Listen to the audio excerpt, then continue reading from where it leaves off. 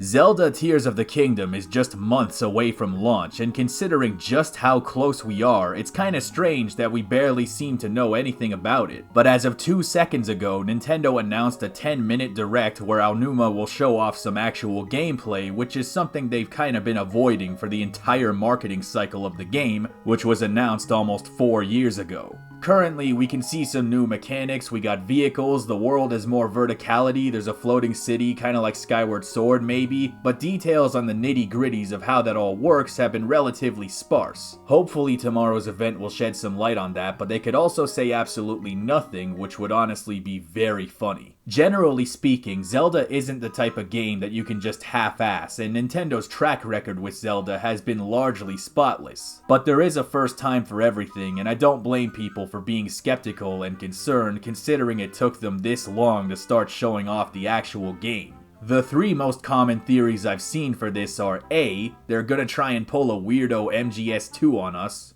B, they saw Elden Ring and delayed the game 50 times in a row so it can be twice as big, and C, Nintendo was trying to hide the fact that the game is actually really mediocre and it's just a copy-paste of Breath of the Wild with 2 new things added, and that's completely it. Now for me, I really like Breath of the Wild, and even just talking about it right now and looking at the footage I got here makes me want to start playing more of it, but if Tears of the Kingdom, a game that was delayed 87 times, a game that will cost me $100 Canadian after tax, and a game that Best Buy will probably mess up my order for like they did with my Metroid Prime Remaster order, if that game ends up being Situation C, that would make me very depressed. It's a little harder to be excited about a game when you don't even know if the release date is real. They've had a set release date that has been pushed back at least 300 times, and there's a non-zero chance of it happening again. But the fact that we're about to get a direct that is exclusively dedicated to Tears of the Kingdom is a good sign. And we must also never forget Miyamoto's famous quote, "A delayed game is blue da ba dee da ba die, but a rushed game is forever dick dukem for never."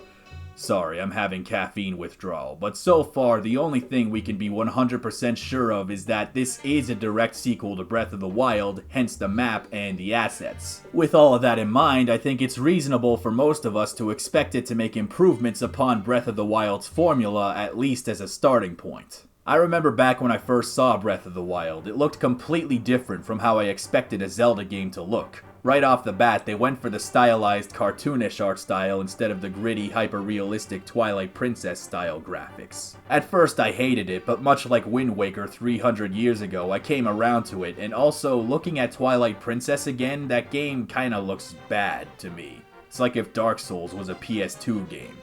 It's funny how sensibilities change. The gameplay of Breath of the Wild really flew out of left field though. My understanding of Zelda, at least the 3D titles, was rooted in the Ocarina of Time formula, or Ocarina, I'll never get used to that, where you're a little baby boy who has to stab his way through a bunch of elaborate hostile dungeons from hell and fight a spooky boss at the end, then travel to another far-off land to stab the next dungeon. There are 4 to 8 big dungeons before the final battle with Ganondorf as he taunts you for the entire game, and then halfway through, you get a hook shot, which is so awesome and cool, and then the overworld kinda turns into a Metroidvania where you can use the toys you got in the dungeons to find all these secret health upgrades and shit. Breath of the Wild was the first big Zelda since Skyward Sword, and right from the start, it's clear that they had fundamentally reassessed the formula and went in a completely different direction. Instead of stabbing your way through a handful of dungeons in a strict order and fashion so you can have the necessary upgrades to get through the other dungeons, you get a fully open world with 120 small dungeons that give you incremental health and stamina boosts, and instead of getting a fancy toy in every dungeon that you can play with on the overworld, they cut out the middleman entirely and gave you 6 really cool superpowers right at the beginning that you can use at any time. You waltz around with 3 billion weapons and shields and armor just like The Witcher 3 and Dark Souls and, okay, it turns out that's actually a pretty common thing. What are the odds? The game is far more open to numerous playstyles and offers far more in the way of player expression than its predecessors, which often had a very particular order of specific objectives to progress the story, all of which could only be accomplished one way, assuming you're not a speedrunner that can just clip through the door of time. The older games ultimately funnel every player into playing the exact same way, which is not a bad thing at all, but all of this is to say that Breath of the Wild's formula was refreshing. I would love to see Tears of the Kingdom have a better story, or at least deliver the story more effectively. The story of Zelda games has never been the first priority, but it's usually not very far down the list. One of my favorite video game stories of all time is Majora's Mask, and the other Zeldas often had rock-solid stories of their own, that is until Breath of the Wild. Most of the story for this game is told through flashbacks, which are very easy to miss and often end up feeling very disjointed.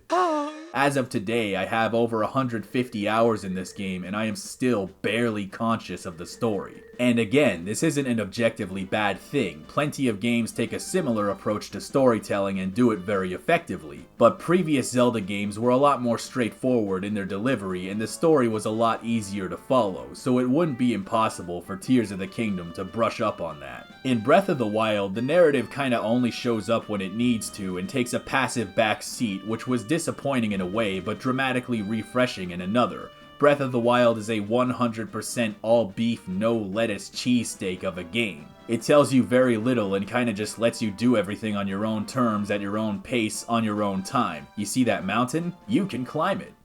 As long as you have enough stamina. The sense of exploration and the meshing together of all the mechanics and systems to allow for a jazz-like flow of creativity was truly special and the thing that carries this game over the finish line. For me, the redefinition of what it means to be a non-linear game, similar to the Phantom Pain, makes it one of the few truly generation-defining titles of the PS4, Xbox One, Switch era. But to circle back to what I was trying to talk about, what's tricky about this free-form approach to designing the world and gameplay is that it's way harder to control the pacing of the story, and the optimal order of story beats to get the desired effect, than it is in the more linear titles. Yes, it is very true that the Ocarina of Time model could be very linear and restrictive in its delivery, but that controlled linear formula allows the story to be more consistent with much more tightly managed tempo. The big dungeons with major story beats playing out as you gain entrance and destroy the boss was a great vehicle for the story. It felt like chapters of an epic book unfolding before your eyes.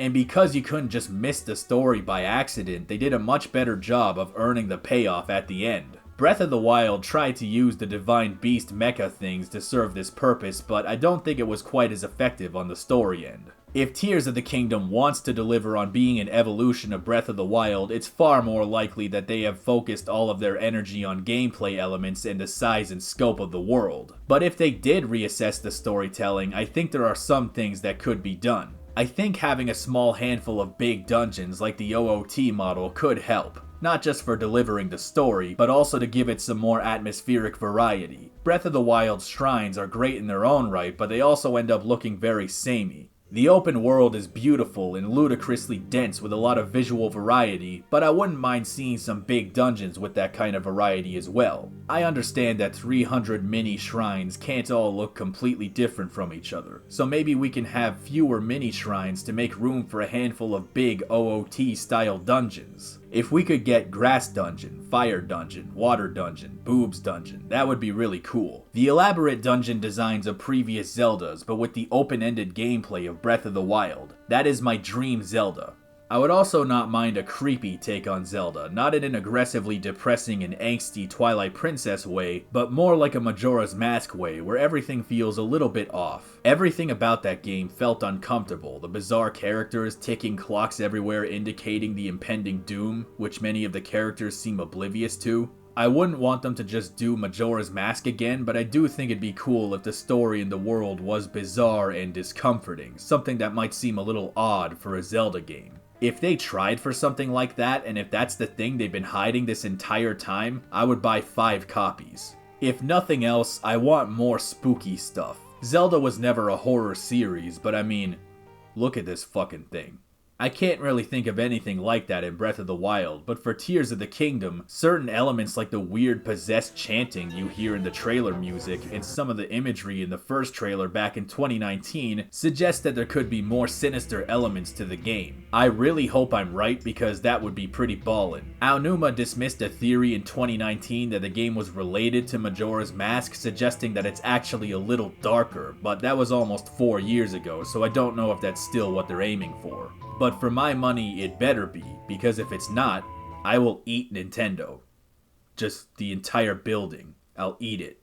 Gameplay-wise, I don't think I've ever felt dissatisfied with Breath of the Wild. The one thing that kinda pissed me off while playing was the weapon durability system. For people who have played the game, this has been a hot topic of debate ever since it came out. You spend most of the game scrounging for weapons you find on the ground because they break after 3 minutes of use. It's never been a deal breaker. In a game this open, you usually have some kind of option outside of sword fighting, and weapons show up frequently enough that you'll find a replacement pretty quickly, but it was always a real slap in the dick to destroy a great test of strength, getting a plus tier Guardian battle axe, and then it breaks after fighting a shitty Bokoblin for 3 seconds. Now this isn't the end of the world, but if they removed it or at least made items slightly more durable, I would be happy. I'm pretty sure they won't do that, but if they did, I would be happy. Aonuma suggested in an old interview that some team members had been inspired by Red Dead Redemption 2, which actually worried me a bit. Red Dead 2 is a beautiful game from the standpoint of presentation and storytelling, but the gameplay, although brilliant at times, is often this exhausting, linear, outdated snooze fest mired in tedium under the guise of hyper-realistic simulation. There are cool things though, like the environmental storytelling and the tracking and hunting systems, which were really neat. Imagine hunting down a super rare diamond wolfos that only shows up in snowy mountains just by following its tracks or its scent and leaving bait around or something like that. There were elements of this in Breath of the Wild, but there was room for expansion, and if I was gonna borrow anything from Red Dead, it would be shit like that. Whatever lessons or insights the devs have gained from playing Red Dead 2, I pray that they're the right ones. Mechanically, any new stuff you add has to be cool and innovative without being way too complex for our baboon gamer brains to understand. Nintendo is famous for making things straightforward and easy enough for casual audiences to comprehend, so I'm not too worried about that. But what was special about Breath of the Wild is the same thing that's special about Mario 64. Anybody can play through the game, but if you're an insane person, you can be a god in human clothing with lightning shooting from your fingertips. Assuming they add new powers in the same vein as the one you got at the beginning of Breath of the Wild, I hope they're easy to grasp, but also allow perceptive players to do insane stuff with them, if for no other reason than to see them make insane speedruns out of it.